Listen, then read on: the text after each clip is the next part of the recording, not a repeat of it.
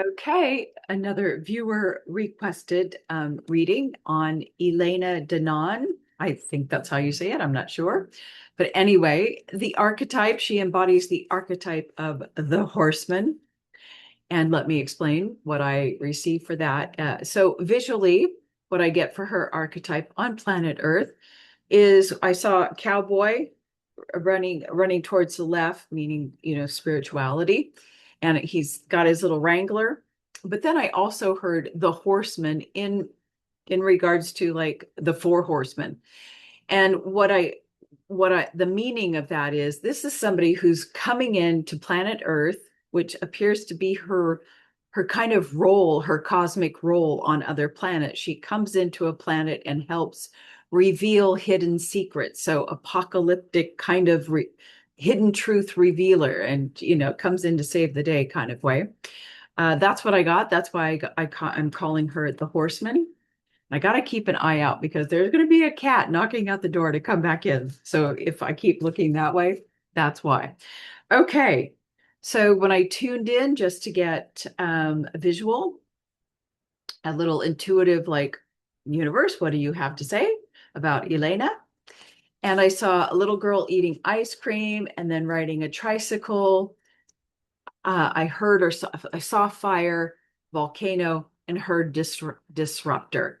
And the child eating ice cream, riding the tricycle, what does that represent? Purity, innocence, which is exactly what I got for her gift to humanity. So that was perfect. I love how everything comes together. And also, of course, she embodies, which is another thing that I got, is like the highest feminine cosmic fire there is. The disruptor, the breaker of like to unveil the truths, breaker of structures, dismantler of false beliefs. Yeah, this is her. Anyway, it is amazing. Also, uh, you know what? This is take number two, and I can't remember what I said on the first one, if I said it here. So, did I tell you that I did tune in? So, I found a YouTube video, and she was interviewing somebody, and I could my body was like, okay, I'm trying to listen. However, and I didn't feel any rejection, nothing. I was very clear and aligned. However, the interviewer or the person being interviewed was talking way too much. So I just decided to go to her webpage. And that's where it all opened up. And I started reading. And I will say that writing the information that she has to deliver is really her forte. It's where the truth can be most received. However, just a side note, her website has got to change the font because I'm there with glasses like 2 inches from the screen trying to read everything.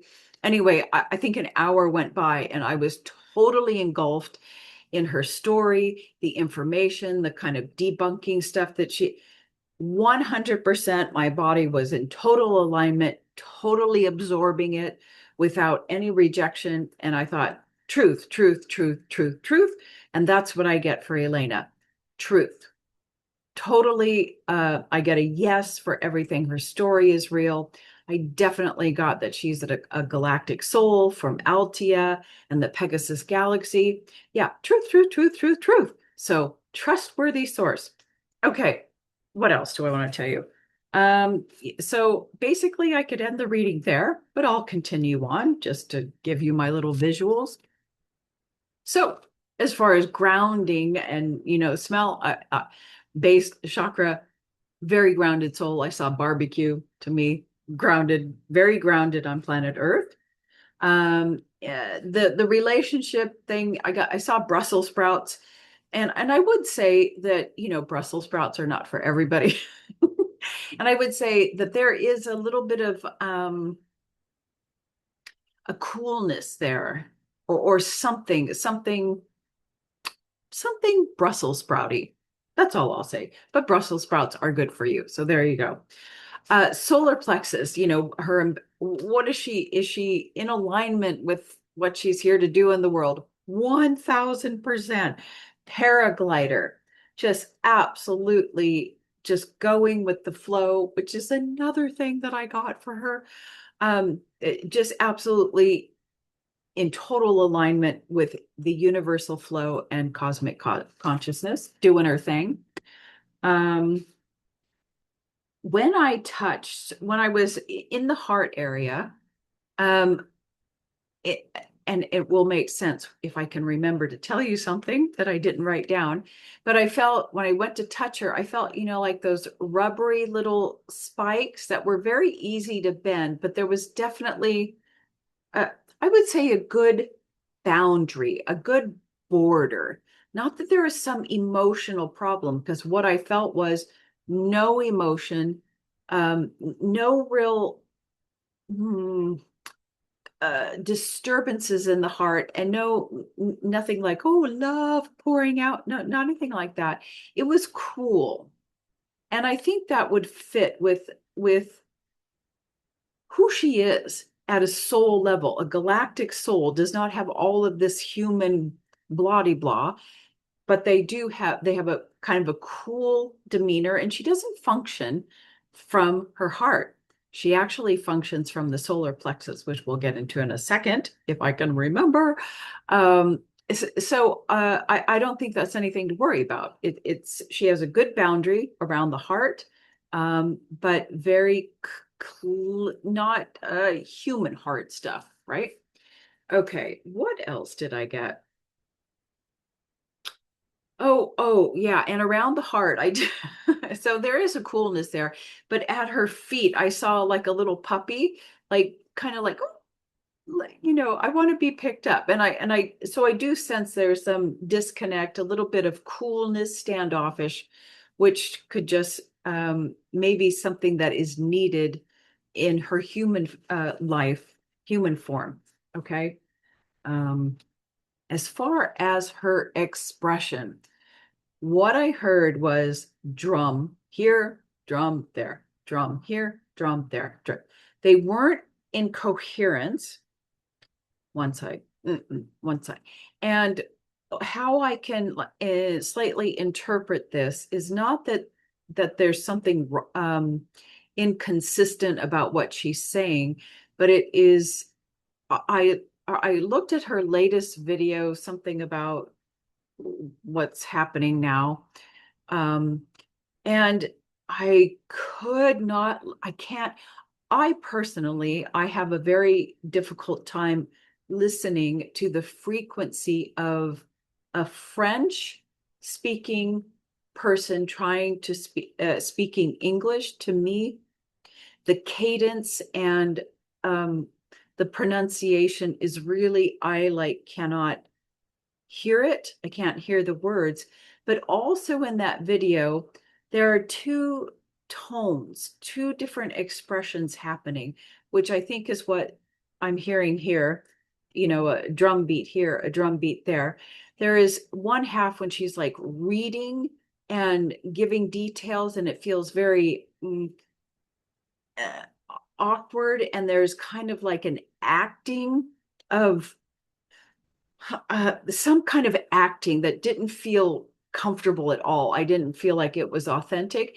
And then there was a switching of talking about, I don't know, more of her experiences or experiences with different species and things like that. And that felt more natural, right? So more intuitive. So I just felt a little awkward. And I will say, when I was listening to the latest video, I basically 100%, I was my body was in alignment and was able to take in the information. There was only a couple of times that my body just was like hanging on, just lilting a little bit. And so we can say we can't throw out that information, but that maybe something was not completely accurate, which doesn't mean you don't have to throw out the information, but we don't all get everything 100% correct. And then there were some things about the mantids where I really started breaking, but then it kind of recovered. So, in those types of situations, you obviously use your own intuition, right? See what feels right. But though the information that Elena shares um, is information, and it's doesn't really enhance so much your spiritual awakening journey. I mean, it does give you background information, and she tells you, talks about the new age, like don't get in that trap, it's all full of bullshit and whatever, and that's good. But it's just information about what is happening on this planet, and I 100% feel that the Galactic Federation of Worlds is true. When I hear Galactic Federation of Light, like, and plenty of videos on people, I've said this is deceiver, blah blah blah. So anyway, with her, I get everything in alignment. Okay, this is where the cat wants to come in, so I have to put you on pause. Okay, so I always throw a hexagram to see, is there anything that we need to know about this person for understanding if something feels off? And I didn't get, I got no shadow at all. And what I got was gene key or hexagram 2, which is with no shadow, which tells me, and it also confirms to me what I got before and what I saw in her birth name and common name that she uses now, which I don't need to talk about, is that she is pure receptivity, aligned with cosmic consciousness, pure divine feminine, that fire. Hebrew number 21, Shin, is that fiery feminine energy. She functions from the solar plexus, which is what I'm trying to learn to do, or that's when you have that deep, when consciousness goes as far as it can go, it goes to the solar plexus area, and we begin functioning from the solar plexus, because all you have left after an awakening or the loss of self is your senses, right? But she's already there. She is a high awareness, high consciousness being who functions, from what I got, from her solar plexus. And when you function from the solar plexus, like you are in total flow with life. Again, the paraglider image I got, and solar plexus, right? And it locks you into the magical dimension of life. You can see, obviously, grander and wider perspectives of the realities around you, and you can easily see through the agendas of life. And it's an embodiment of divine logic, which to me she clearly embodies. Her gift, let's see, her gift to humanity through all of the information that she gives, or how she shares it. Hexagram 25, and it's called innocence, right? This childlike innocence, but it's innocence meaning I am aligned with cosmic consciousness, and I'm here to share.